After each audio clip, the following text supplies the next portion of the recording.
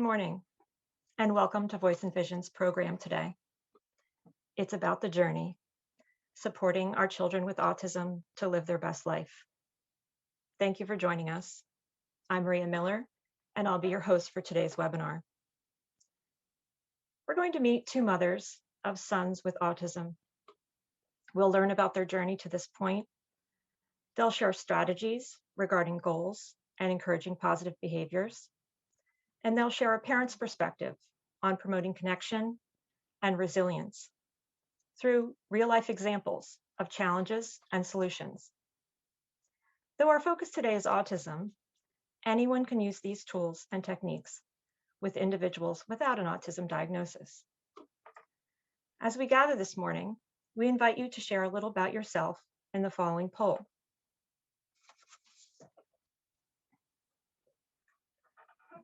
To begin, we'd like to first take this opportunity to acknowledge Autism Acceptance and Autism Awareness Month. A special thank you to all the parents, guardians, support persons, teachers, and coaches who all have important roles in helping children with autism live their best life. Stories of raising children with autism are about resilience, the power to push through stumbling blocks, move ahead, and be tenacious. A special thank you to Sheila and Jennifer, our presenters today, who by revealing both their strength and vulnerability are promoting both awareness and acceptance through sharing their stories. Like Sheila and Jennifer, all families have a story to share. Our program will run for 90 minutes. You're invited to enter your questions or comments in the Q&A feature at any time. We'll address them at the conclusion of the presentations. The webinar will be recorded. If you'd like to recommend it to a friend or view part of it at a later time, it will be available through the Voice and Vision website under the Events tab. Our guest presenters have honored us with their personal stories. The information presented here today is being offered as two parents' experiences with the intention of support, encouragement, and resource sharing. The presenters are not professionals in the area of disabilities. Though great care has been taken in choosing the terms used to be respectful of our audience, keep in mind the presenters' contributions are in their own words. Every child is different. If you decide to use any of the strategies shared today, please check with your physician, behavioral therapist, or other members of your child's team to confirm it's appropriate for your child or the person you support. And now I'd like to introduce our first speaker, Sheila Garcia. Sheila is a practical and inspiring voice for busy moms, raising children with special abilities, juggling work, family, and a personal life, all while trying to be healthy for themselves and their families. She's the proud mother of a teenage boy who loves life, and especially ice cream, Nathan. Sheila's written blogs, been published in local magazines, and co-authored a book. She's also the sole author of two books, Healthy Cooking in a Pinch and Humble Sexy Power. Sheila graduated from Penn State. She holds a certificate in personal training, is a yoga teacher, fitness program specialist, and integrative nutrition health coach. Sheila is on staff at Voice and Vision as an independent monitoring for quality team monitor. When Sheila isn't writing or working, she's an avid volleyball player. Welcome, Sheila.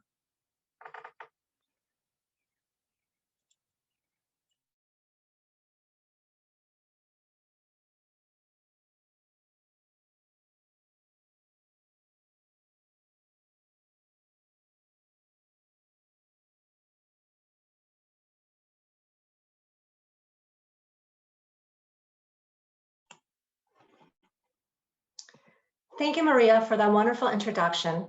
To Voice and Vision for your unwavering support to the community, providing hope and healing.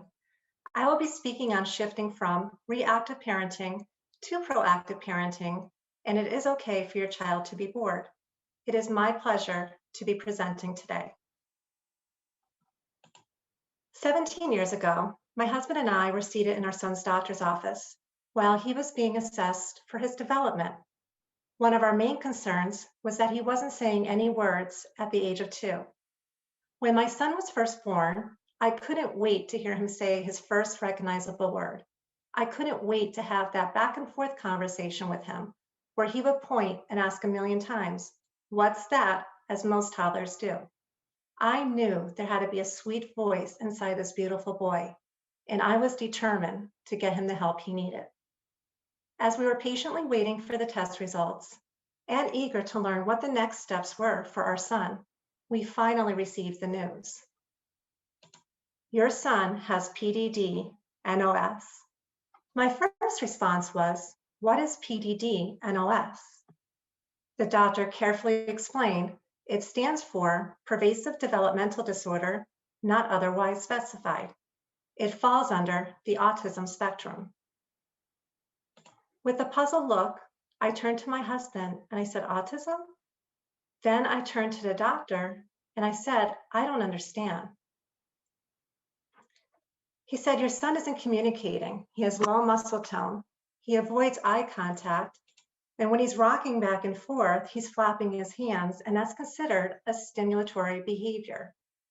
He continued to mention what he wasn't doing and should have been doing at the age of 2, and pointing out all of the characteristics of autism he was exhibiting. Our son clearly saw and experienced the world quite differently from other toddlers and was struggling to make sense of it as best he could. In April of 2004, our lives changed forever. We walked in the doctor's office that day with a speech and language concern and ended up walking out with a script to a different country where we didn't know the language or culture. As you can imagine, we were confused, shocked, and devastated. We felt helpless and uncertain for his future, our future. In that moment, life just threw us a curveball, sending us in a different direction we could not even imagine. You see, growing up in the 80s and 90s, I never met anyone who had autism. My only view of autism was in the movie Rain Man, where Dustin Hoffman plays an autistic man.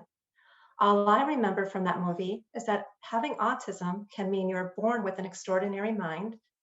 The disorder can be challenging and complex and possibly lead to lifelong care. When my son was diagnosed with PDD at the age of 2, his disability was and still is a daily challenge, not just for him, but for our family as a whole. I'm sure many of you can relate. When the journey began in raising our son with autism, I asked the doctor, where do we go from here? He says start with early intervention. They provide occupational therapy, speech and language therapy, educational, and behavioral services in the home.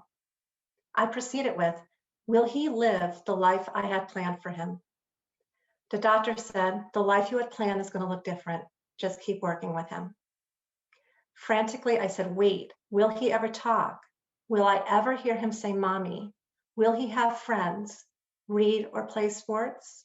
At this point, I was desperate for answers. With a calm voice, the doctor repeated, Sheila, it is going to be a long road. Just keep working with him. That instant, I thought my heart was going to drop. You see, I had all of these expectations and dreams for him. I had a plan. I imagined him growing up with a ton of friends, dreams of him being on a sports team, having a college experience that I had, and getting a decent job. It was a pretty solid plan. Once I received the diagnosis, those dreams were starting to slowly vanish. I struggled with that for a long time. But as time went on, I had to throw out the plan and let go of those dreams because they were my dreams, not his. Now, I didn't throw out the hard work or ambition. My son still has to work hard, but I had to have the willingness to see a different path for him. The start of his journey hasn't been easy, but when you see the strides your child is making every day, it becomes amazing to watch. At the age of 3, my son said his very first word. It wasn't mommy, it was apple. I will never forget that day. It was pretty amazing. At the age of 5, he had his very first birthday party, and a ton of friends came to celebrate it with him. That was significant. And at the age of 8, my son learned how to read. He started with 1 word, then 2 words, then 3 words for sentence building. And at the age of 10, my son was on the sports team for kids with special abilities, playing soccer. My son is a loving, affectionate boy who loves crayons, ice cream with sprinkles, trips to the beach, and having fun. He also needs to be watched every minute of every day. If left alone, he will flush everything and anything down the toilet or elope from the home. He has complex learning and behavioral challenges. He is sensitive to certain sounds and lights. He struggles with socialization and uses a communication device. 17 years ago, the research-based behavioral and academic strategies available were not known by the average person, and raising a child with autism doesn't come with a parent toolkit. I had to rely heavily on my son's teachers and therapists to learn anything and everything that worked and did not work. A few years ago, as my son was approaching his adolescent years, his behaviors became unmanageable. During that time, he aged out of a lot of group activities and became less interested in doing the things he once loved. To fill his days, I would often take him shopping with me. Once he was in the store, he always ran to the crayon aisle. This is his favorite aisle. He loves to look at all the colors because it is visually stimulating for him. The problem was he would never leave. He loved to stand there and stare at all the crayons and markers. I think what he was trying to communicate to me was, "Mom, I want to stay here. This is my happy place." Transitions are difficult for my son and can be for most children with autism. To direct him to leave, I grabbed a small box of crayons, but he didn't want the small box.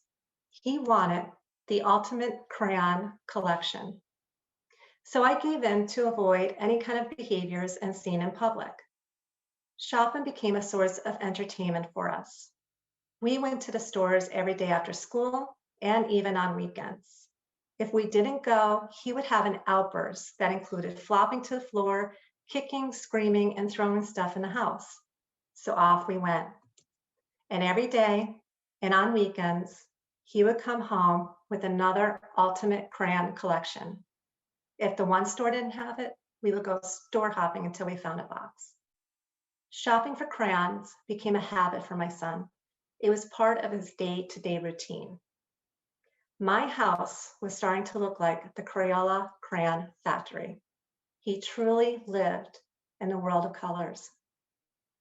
There comes a time when you say, "I can't do this anymore." And that is when I decided to minimize the number of trips to the store. I just didn't know what to replace it with. And my son couldn't accept no if I didn't take him. And the way he would respond was with a meltdown that I couldn't control because of his size. I feared for his safety and my safety. I knew I needed to find a therapist to help me change the direction of his and my journey. This was uncharted territory for both of us. Luckily, at the time, I found a qualified BCBA. A BCBA is a board-certified behavioral analyst who focuses on behavioral interventions. I found a BCBA to provide me the training that I needed to understand why the behaviors were occurring, create a home behavioral support plan, and a parent system to help me set rules and boundaries for my son. Finding help and support is key. While receiving this intense training, the first step was to take shopping away. We needed to stop the routine that was taking over our day-to-day life, followed by implementing behavioral interventions in the home. It was necessary to control the behaviors in the home first. I won't lie to you, it was hard work. There were setbacks and challenges along the way, which is to be expected when you're transforming your life. The first few months were tough. and there were many days and hours of behavioral outbursts from my son. With the support of his behaviorist, we were able to push through those tough days, and my son learned some coping skills along the way. I then learned the school-based tasks and techniques used at school and generalized them into the home setting. It was slow going at first. I had to learn to be consistent and have patience, two qualities that are a must-have. As parents, we face daily, unique challenges with our kids. Challenges that test us almost beyond our limit, challenges that make us feeling exhausted and overwhelmed, ones that make us race for the largest coffee mug in the kitchen and inhale as much caffeine as possible before we begin our day. Parenting in general is challenging. Then add on a child with a disability, and you have some demanding days ahead. Challenges are a fact of life. The question is, how do you respond to these challenges? Let me talk about grace and grit. There is nothing quite like these two. They are what get me through the tough days. Grace is simply about being kind and compassionate to yourself. There are days and even weeks that don't go as planned with my son. And of course, there will be off moments. You and I have them too. By allowing things to just be what they are and realizing that every day may not go as planned, you start to give yourself a little bit of grace. You can add to that bit of grace by purposely doing things throughout the day that'll encourage you to keep moving forward. Here are some examples. Practice mindfulness. Go outdoors to breathe in some fresh air and take in some sun. Meditate by doing deep breathing exercises, which can help reduce stress. Journaling is great to write down your thoughts, feelings, goals, or difficulties. It improves mood and builds resilience. Say positive affirmations. Affirmations are reminders to encourage and lift you up. Pick affirmations that resonate with you. Here are 3 to start. Recite these to yourself and just see how it makes you feel. Be kind to your mind and body by engaging in whatever thoughts and activities that need to happen. Listen to your body. Say to yourself, what does my body like? What does my body need? What is it telling you today? Are you feeling exhausted and tired? Do you need a break? Or is your body feeling energized and needs to move? Listen to your body. Next, move your body. Exercising really enhances your mood and lifts your spirits. Start small, start simple. You can start with just 5 minutes of jogging in place. Next, eat healthy. Healthy meals can give you energy, better sleep, put you in a good mood, and help you to think clear. Start with just replacing 1 meal a day with something fresh and healthy. Grit is another concept that propelled me through tough times with my son. Perseverance, fortitude, and good old guts are what grit is about. Just waking up to a new day and choosing to get out of bed can be considered grit, depending on what you encountered the previous day. It can be going to that IEP meeting to hear the school talk once again about your child's needs and difficulties in the classroom. Or it can be taking your child out into the community to practice a new skill, not knowing how it will go. Grit is all about following through with the goals you have set because you have hope and you can see the bright future for your child. Lastly, it's about courage. All parents have courage, but parents raising a child with special needs experience courage daily. One last thing to help me engage more with my son and be successful in the behavioral strategies I was implementing was changing my mindset. Life is busy. When we get caught up in the hustle and the bustle of our routine that leaves us feeling exhausted and distracted, we can react in a negative way towards our kids. Sometimes this isn't helpful or productive. Changing your mindset from reactive mode, frustration, and perfection, and leaning into proactive mode, grace and grit can help force you to pivot and focus on what matters. your child, their success, and happiness. Now, you may be wondering exactly what I did to turn my son's life around. Implementing newly learned behavioral strategies and techniques into the home setting and shifting from reactive to proactive parenting is what consequently created a calm, independent, and engaging environment for him. And it also helped create a more calming environment for me. With the help of his behaviorist, we created a system. First, I asked myself, what are his needs in the home? And they included behavioral management, communication skills, daily living skills, and independence skills. Next, I shifted to proactive parenting. So what did that look like? I had to learn to be more consistent. I had to learn to set rules and boundaries.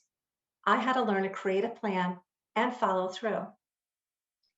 Lastly, I learned what behavioral interventions and teaching styles worked for my son in school and carry them over into the home environment. I learned how to reward the behavior that I wanted to see in my son. So if he's sitting quietly on the couch, I will offer a reward for his good behavior because I want to see more of that. I learned that offering choices is an easy way to prevent problematic behaviors. So if he comes up to me and he asks for ice cream, I'll ask him, do you want vanilla or chocolate? And he'll have to choose which one he wants. And I learned modeling. This teaching style works for my son in school. So I carried it into the home environment. For example, if I want him to fold towels, I will model first. Sometimes it just might take a few models and then I'll ask him to do it. And I learned the PREMAC principle. Find out what teaching styles work for your child in school and what is successful, and just try it at the home. Let me talk about the PREMAC. This approach, I must confess, is effective for my son. The PREMAC principle is the first, then strategy. You may have heard people call it the grandma rule.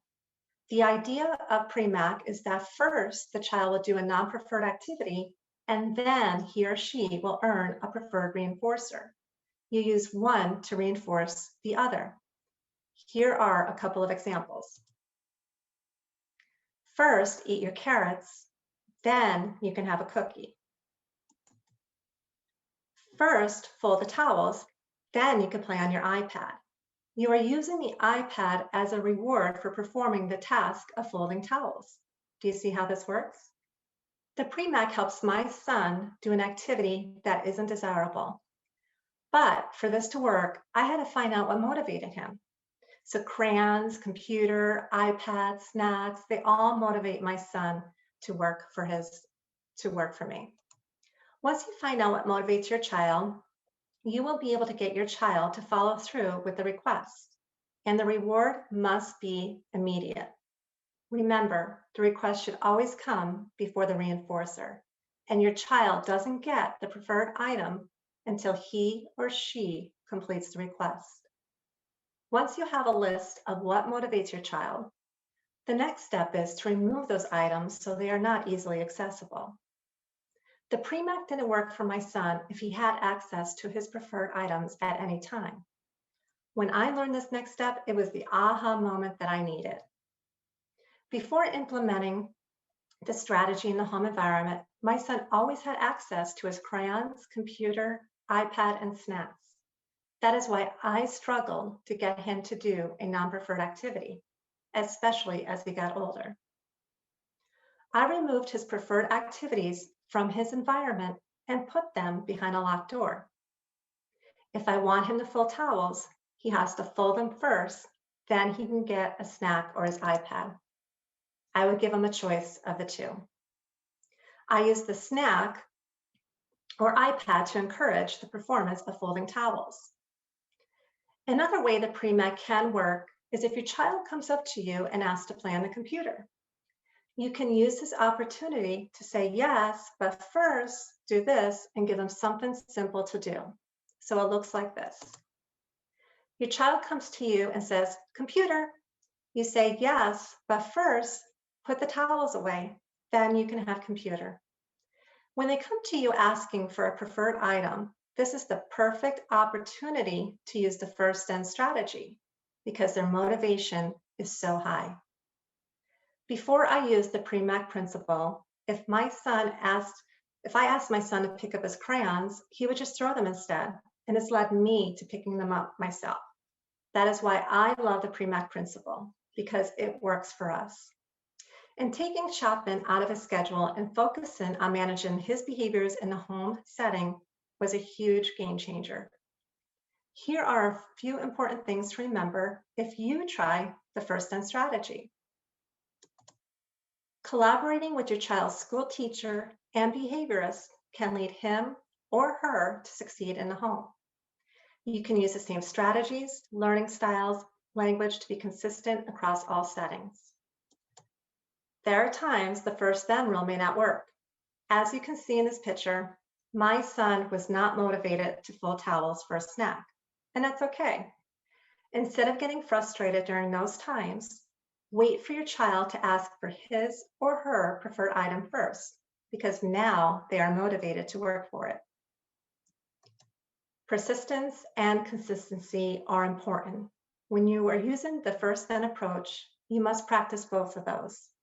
Backing down, giving in, and giving up will only make following through more difficult. And switch up the reinforcers every once in a while just to keep things a little bit more interesting. Choice making is a must because it can prevent problematic behaviors. It gives your child a sense of control. Finally, it's all about being proactive and having a plan.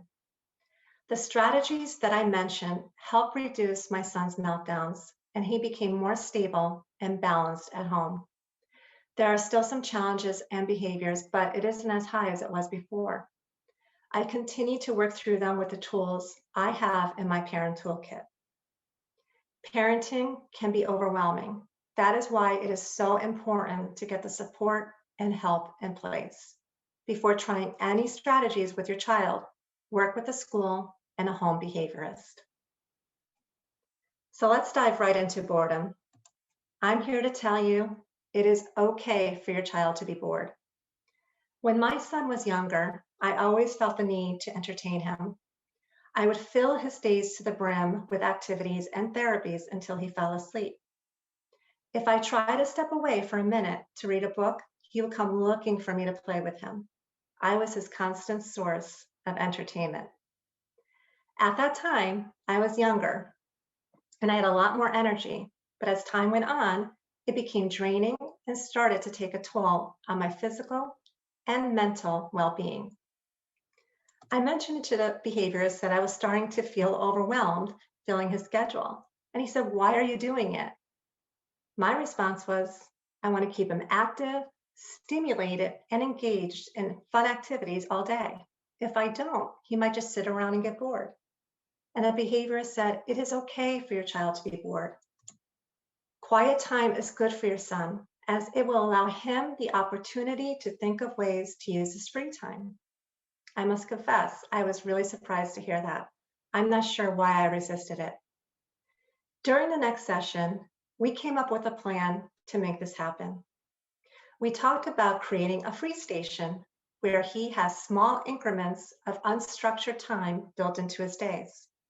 I came up with an area in the house, the kitchen, and picked the table as the free station. At this free station, I wasn't allowed to rescue him or prompt him to do any activity. This was his time. On the table, I usually have a basket of small toys that he could play with if he chooses to, or he could just sit there and have some quiet time. I use a timer so he knows when his time is up.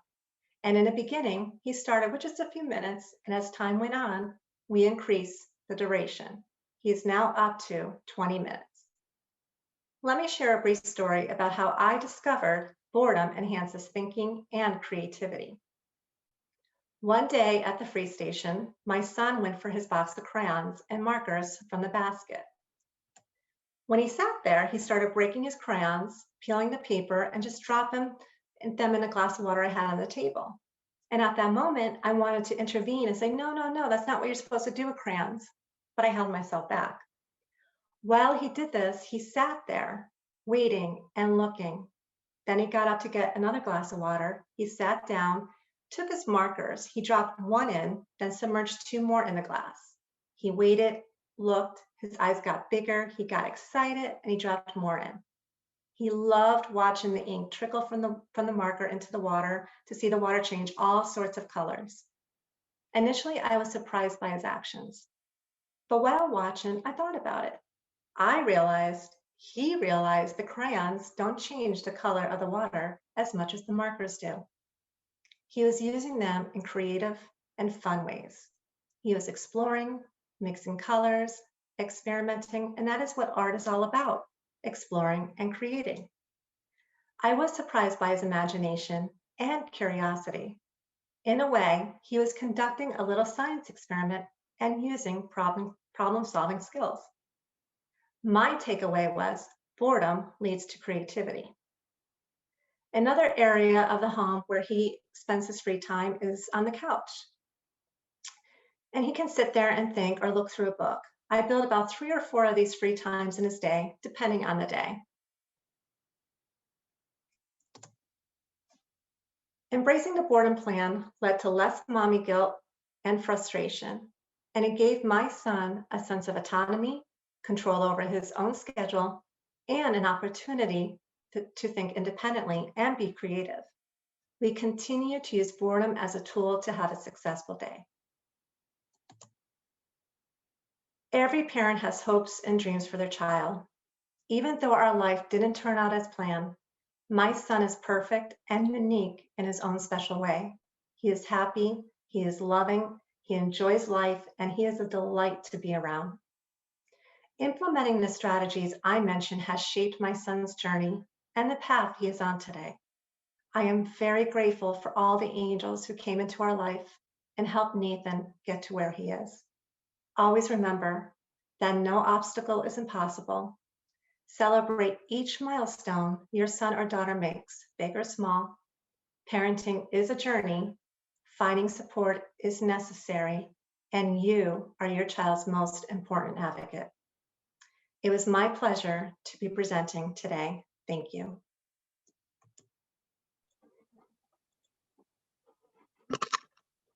Thank you, Sheila. We now welcome Jennifer Halberstein. Jennifer is the mother of 2 children. Her youngest is her 17-year-old son, Joshua. She holds a bachelor's degree in accounting. She completed the leadership program in cultural diversity among individuals with intellectual and developmental disabilities at Georgetown University. She also earned a certificate from Temple University's Institute on Disability, C2P2, Partners in Policymaking program. Jennifer is also a parent leader in Families to the Max initiative. She's a tireless advocate for her son, attending numerous conferences on special education and spending way too many hours reading books and researching disability on the internet. Jennifer has worked for Voice and Vision since 2016 as an independent monitoring for quality team monitor. This is her first time co-hosting a webinar, and she's excited to share her story. Welcome, Jennifer. Hello. Thank you, Sheila, for a great presentation. It was absolutely wonderful. And thank you, everyone, for joining us today. This presentation is about my life and my journey with my son who has autism. I will talk about the things that we have experienced and the choices that I have made as a parent along the way. I will also discuss ideas that have been swirling around in my head for the past 18 years. This presentation will include personal stories and all of the emotions that go along with them. I am an expert in my child only and will not provide any recommendations. I just hope to let others know that they are not alone. We are a strong and a passionate community. We do the best for our family and we want the best for our family. It's not a perfect journey. I have learned more from my missteps than I have from reading anything in a book. And every time I pick myself up and keep going. So here is what I have learned.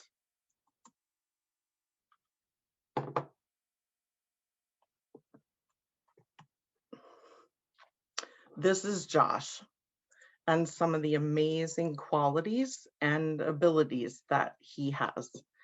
In this picture, we are in Belmar, New Jersey on October 31st, 2020. He wanted to make a self-sustaining ecosystem in a jar. He made a long list of items that he needed, so we set off for the shore to collect everything. The day was freezing and we got soaked. When we were done, we jumped in the car and had a bit of an uncomfortable ride home in wet clothes. When we arrived, he did an awesome job of setting things up, and the next step was to wait and see what would happen. Unfortunately, the project failed horribly, but we still made good memories. These are my 3 discussion points for today, along with the themes that go with each topic. Changing our perspective, who chooses our path, and promoting resilience. So, what is the message that parents receive when they hear their child's diagnosis? When a family member is diagnosed with autism, so much information is thrown at you all at once. Supports, services, IEPs, waivers, and therapies are just a few of the words that you will hear. Doctors talk about deficits and limitations, and schools talk about specialized settings and modified curriculum. When I received my son's diagnosis, I was grief stricken.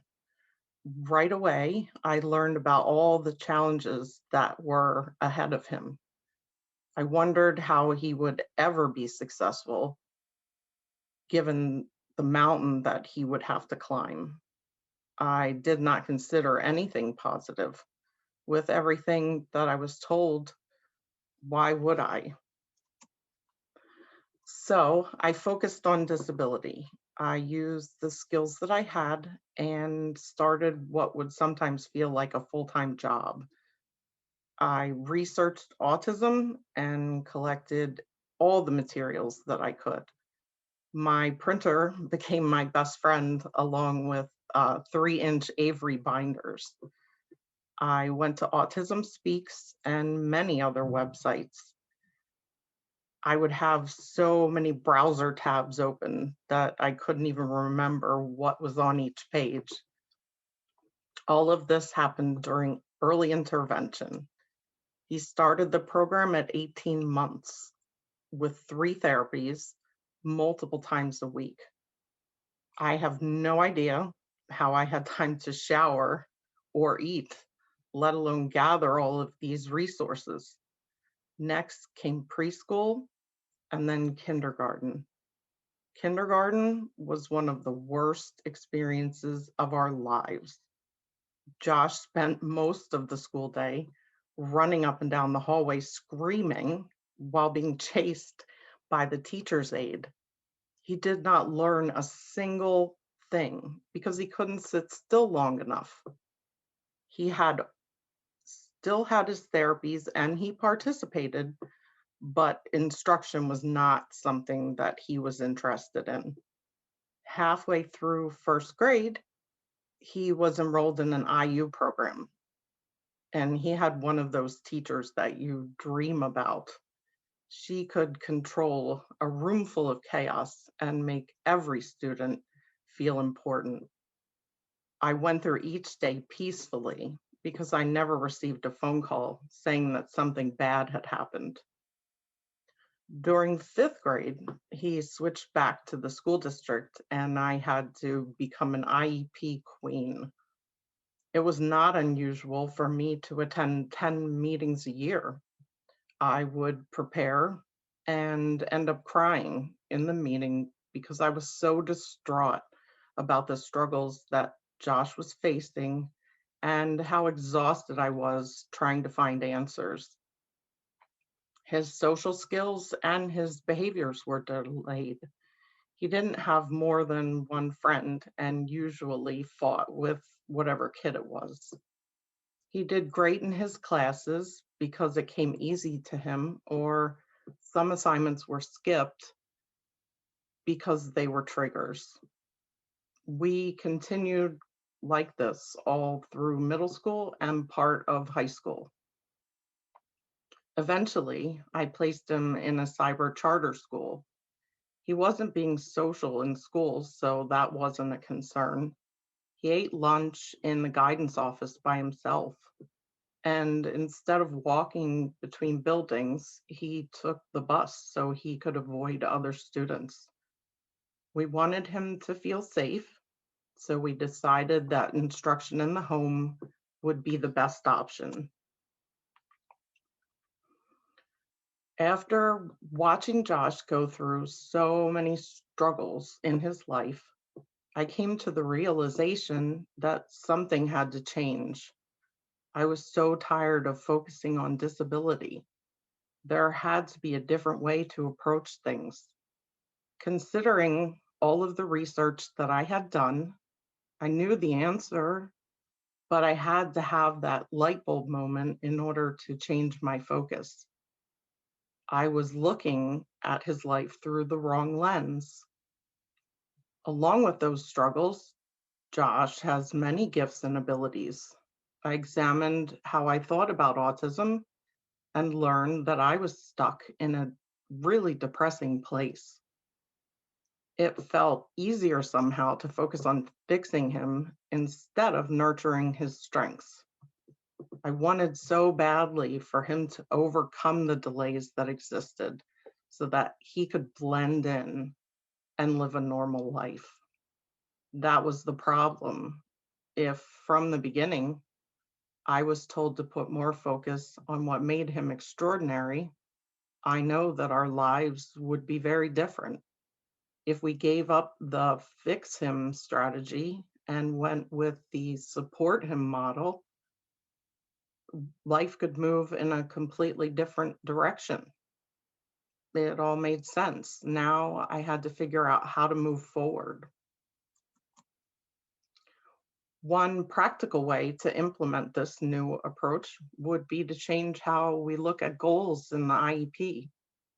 Pennsylvania has enacted legislation regarding character education. There are curriculum-based standards that are used for all students. These standards can also be used to create an IEP goal. This is an example of a standard and the items that it includes.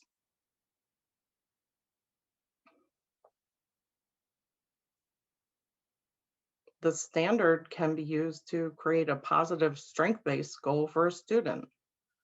Josh has always loved to teach others. How about we make a goal that encourages him to develop a new skill based on an existing strength that fits within this standard? And here you can see the goal, the baseline, and the SDI that would be associated with a standard.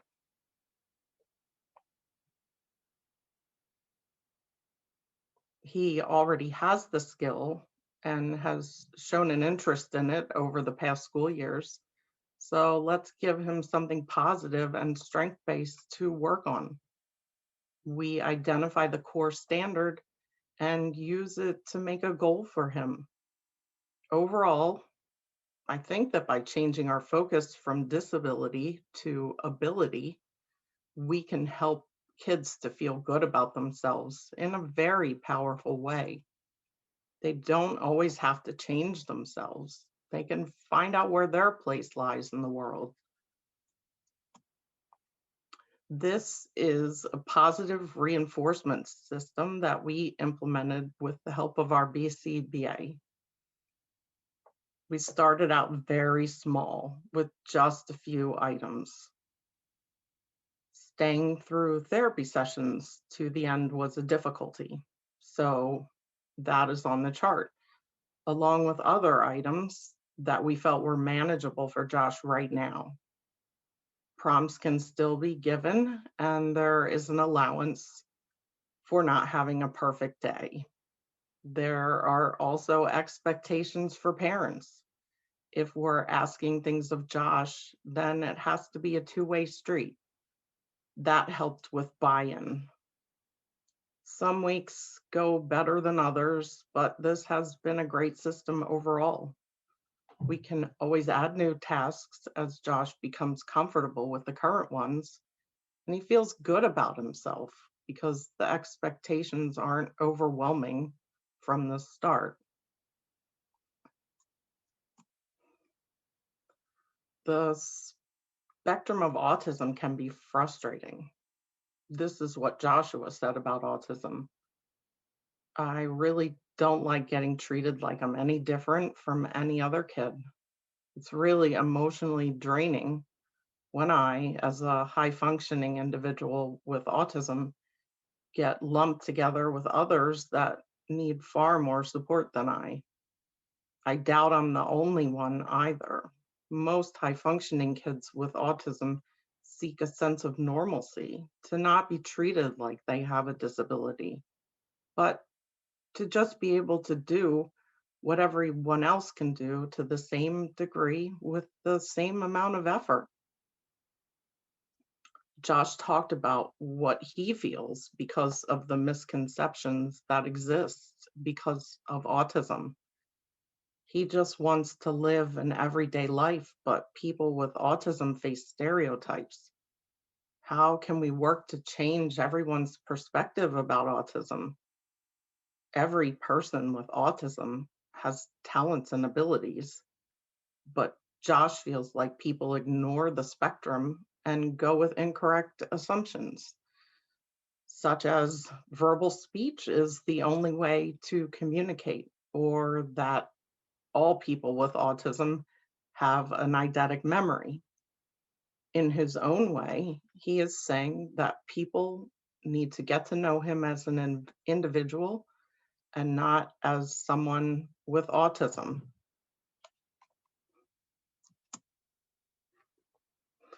The best way that I know how to talk about choosing the path is to share our story. I had my own expectations for Josh's future. He has autism, but it is what people love to call high functioning. He has so many outstanding qualities. He is funny and inquisitive and smart. He has never studied for a single test in his life. He doesn't need to. He remembers everything. When I thought about the future, I knew he would go to college. I guess I believed that he was going to be like one of those kids with autism that they show on TV, the ones who are quirky and geniuses. They are accepted by the entire population around them, and great opportunities are always handed to them. Then, once per season, they can explode, and everyone forgets about it by the next episode. No one would ever think twice about the kid that was throwing desks across the room like Josh has done. No one would remember how he had the police called on him for freaking out in the lunchroom. Life would just go on. Despite the incidents that frequently occur, I was certain that he was going to be ready for college when he graduated at 18. I knew it, and he had to go along with that plan. I knew the world was waiting for him. He had extreme behaviors very often, but that would go away when college started. Looking back, This was my way of masking the grief and the loss and the disappointment that I was feeling because of all the struggles that life had brought to him. We had been living with his diagnosis since he was 3 years old and understood what came with it very clearly. It is a very different thing to, but accepting it is a very different thing. And to make it through the day, I had to keep moving along this path. I pushed Josh, and he ended up feeling like a failure. He was stressed and felt tremendous pressure. This made the behaviors worse, and therefore all of our lives much more difficult. He constantly changed the field that he wanted to go into because he would try something and fail. Yes, that is normal. But his way of expressing it would be to put holes in his walls. He would try something else and fail, and this became a vicious cycle that I couldn't or wouldn't see. I knew so much about what kids with autism should be able to do. That information was reinforcing the expectations that I had created. Josh would live an amazing life, but the amazing was already determined. The bar was set, and his happiness didn't matter so much. He has autism, but it will never slow him down. He chased after dreams that he was supposed to have, but they didn't make any sense given the struggles that he was working through. They contradicted the reality that we were all living. At this point, I need to give you some background. I know that things change. The future has not been written, but I feel that we have to acknowledge where we are right now. I needed to let him decide what goals he felt comfortable working towards at the time. I would never put limitations on what his life could look like, but I needed to support the version of Josh that was right in front of me. Despite knowing all that, I thought it was important that he take the SAT. He got a 1050, and I was so happy for him. This validated my hope that he could make it to college at 18, and yet, over and over, things would happen that were warning flags that I should have paid attention to. Instead, I went full steam ahead. What college programs existed for students like him? I contacted every person that I was connected to so that I could find out more. We toured our community college and went to seminars on what he needed to be successful in college. We went to the transition conference because I knew there would be sessions about transitioning to college. This conference is held every year in the summer. There are scholarships available for an adult to attend with their family member. When Josh turned 16, I signed up. I enjoyed taking small trips with Josh. We always had a very nice time. Shortly after we arrived, I knew it was not going to go well. He wouldn't attend any of the sessions, and we had to leave early on the second day. He had no interest in sitting through sessions, and he couldn't push past this lack of interest, even though he knew it was important. It was a negative experience that left both of us feeling extremely sad. Me because he couldn't make it through the conference, and him because he didn't want to be pushed to do well at something that he didn't want to do in the first place. Another red flag appeared. The next thing I did was to sign him up with services through OVR. This is the Office of Vocational Rehabilitation. I was thrilled, and he jumped on the bandwagon. Recently, he became interested in a career with animals, despite having little interest in our dog and our rabbit. They were pretty much annoying to him most of the time. However, based on this preference, he would begin a part-time paid work experience at a horse farm. As an aside, Josh's favorite excuse for avoiding tasks that are asked of him is to say that he would do them when he gets paid to do them.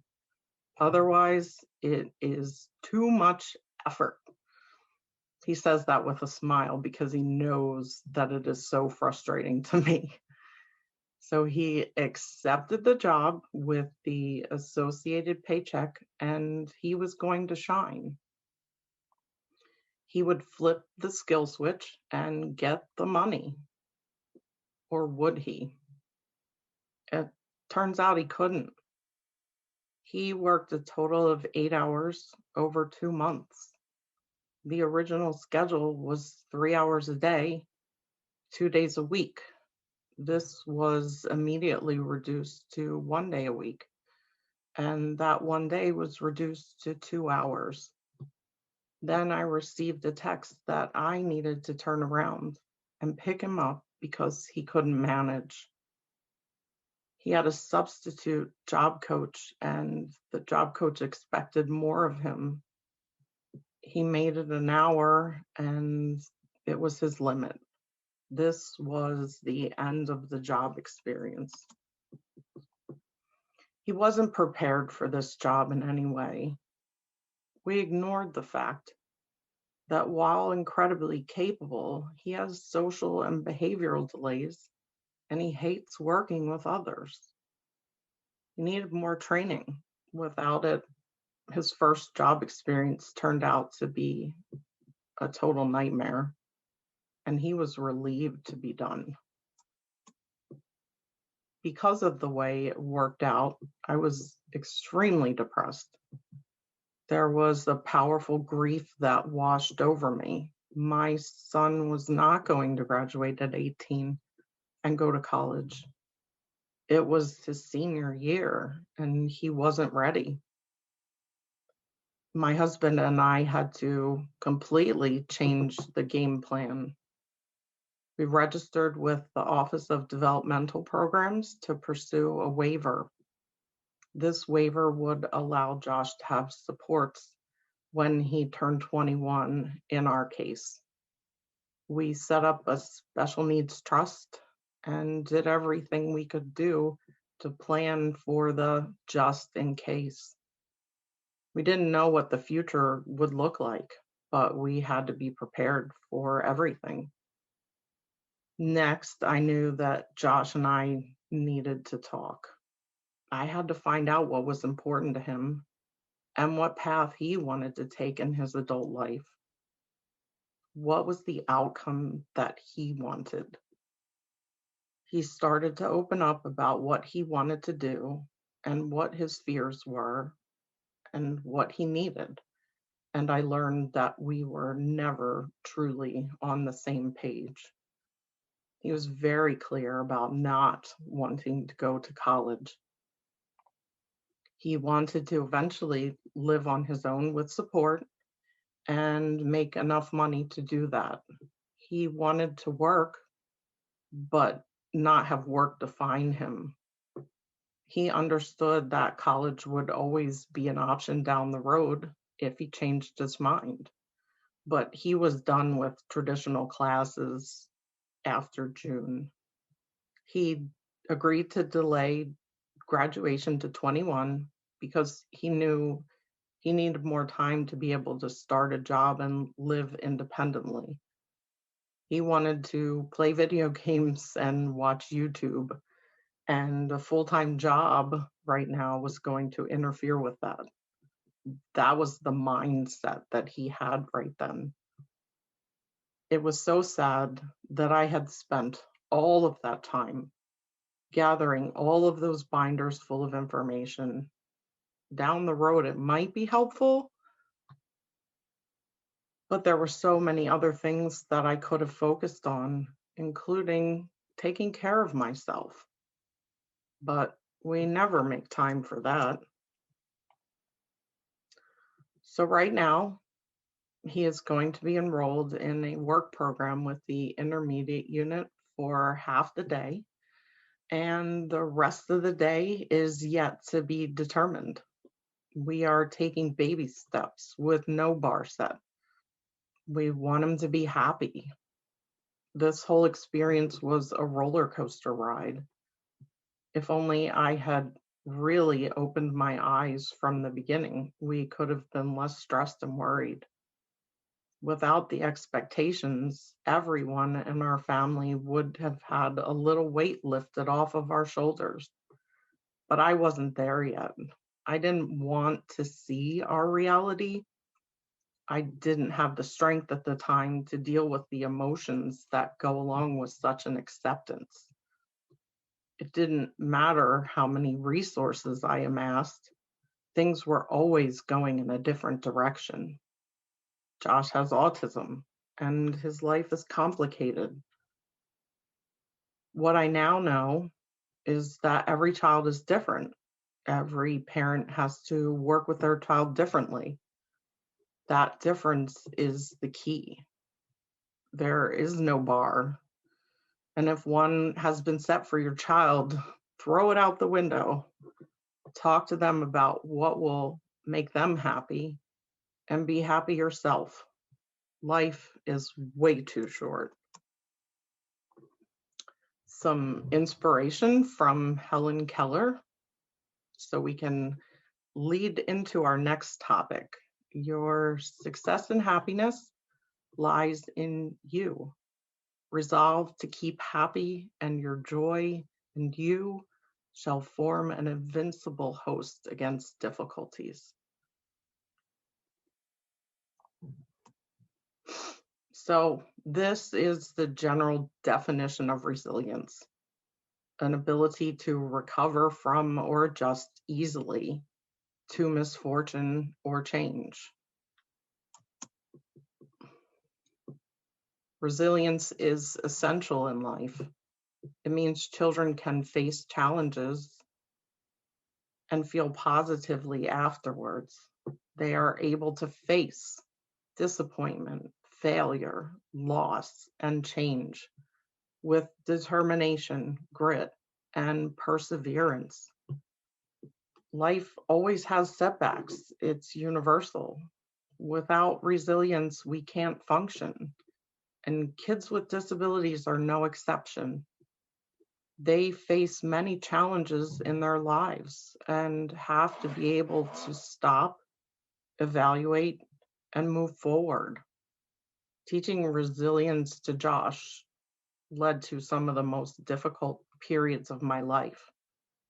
The experiences made me swallow emotions that I was already struggling with because it was my responsibility to help him. It was painful for Josh and for me, and getting through the day was a struggle. He was successful in the end, but the cost was high, both physically and emotionally, for both of us. My first experience with resilience with Josh involved the school bus. He was fine once he was on the road, but getting on the bus and driving away did not go well. He would fight getting on the bus physically, and as I watched them drive away, he would pound on the window and scream for me to stop the bus and bring him back home. It was heartbreaking, and it went on for a long time.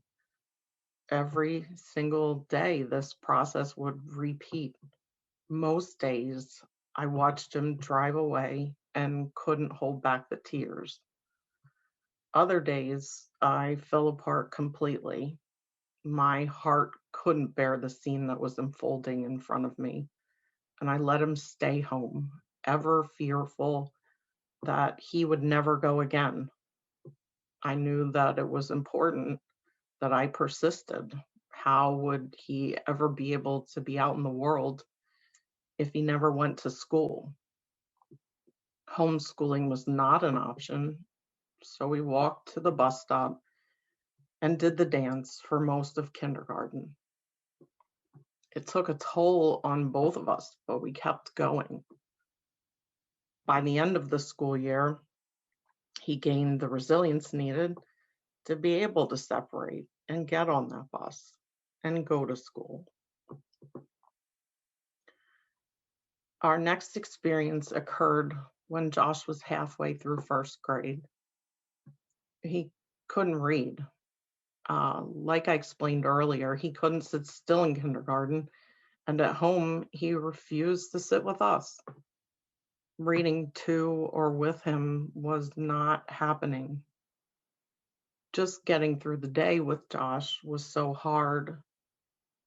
We had to focus on managing what we could.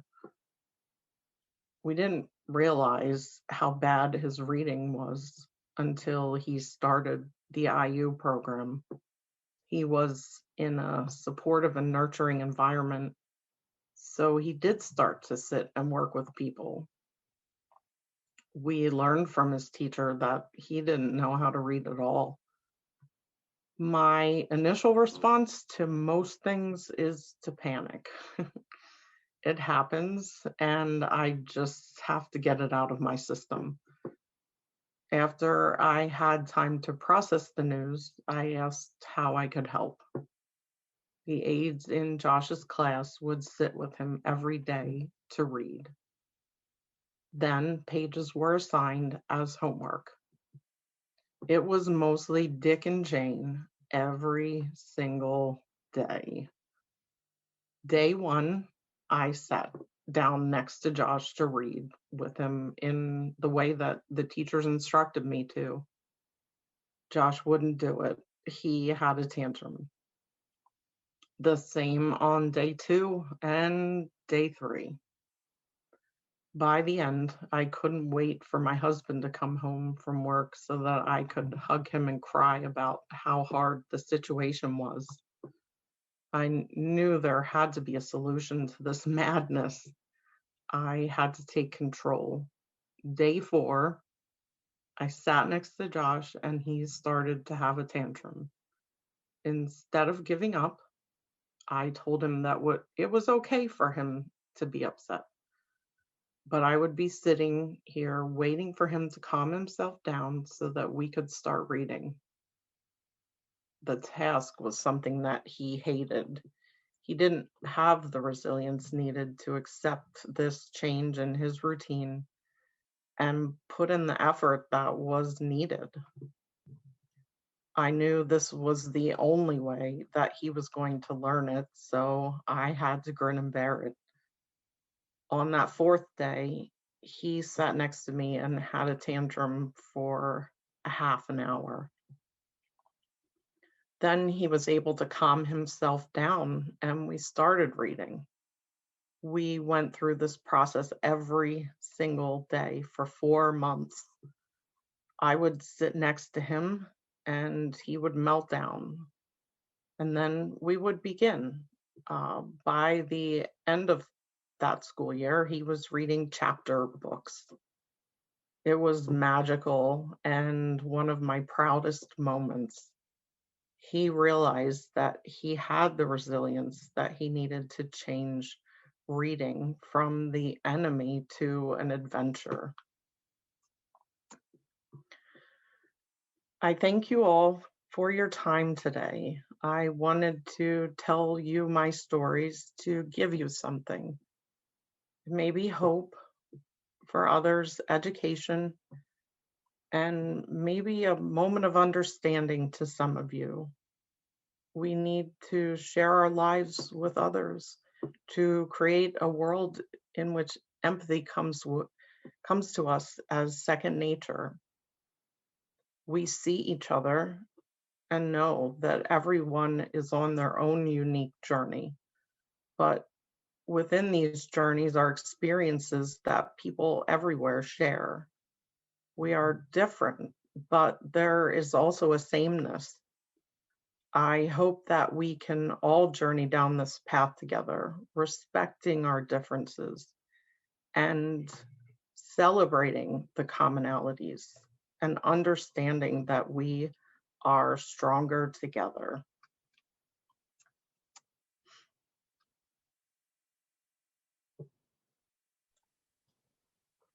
Thank you, Jennifer, so much for sharing your story with us.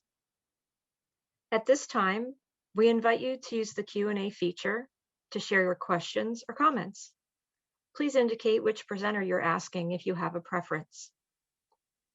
A reminder again that the webinar is being recorded. All comments and questions will be posed to the presenters anonymously. When the recording is made available, you'll also find a resources page on the Voice and Vision website listing autism supports and links to explore some of the concepts the presenters mentioned today. To get us started today, do you have a board and plan? We invite you to share the unique gifts or talents of the person you support, or inventive ways that you might help encourage autonomy during downtime. We have a comment for both of you. Thank you both for sharing your stories and the personal challenges that you have experienced in supporting your amazing sons. Thank you for listening. A question for Sheila. How can I figure out how to better take time to take care of myself? On our resource page on the Voice and Vision site, there is going to be a link to a blog I wrote on how to take care of yourself. It'll give you some more ideas on how to take time for you because it is important. Jennifer, have you used any planning tools to help Josh look at his future? And are there tools to help individuals that might have less verbal or cognitive abilities to communicate their hopes and dreams for the future? One of the tools that I found is called Transition Discovery. It's a roadmap that is used to follow through the transition process. It looks at every aspect of life that is involved in the transition process. And it's been extremely helpful to Josh and I. And, we'll definitely have that website on the resource page. We have another comment. Thank you very much for telling your story. You brought my reality to the forefront. Very inspirational. Thank you. Thank you. A question for Sheila. Can you talk about the supports and professional help you received in helping your son with communication needs? Yes, so I used to take him to 2 universities, and the students used to work with him one-on-one with speech and language. And I also used a school district, and I would hire privately. I would have a speech therapist come into the house. We have a comment for Jennifer.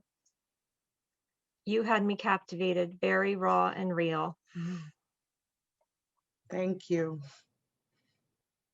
We have another comment. Thank you both for your courage to be vulnerable, yet willing to share. You shared some major keys in life's wisdom and survival skills in general.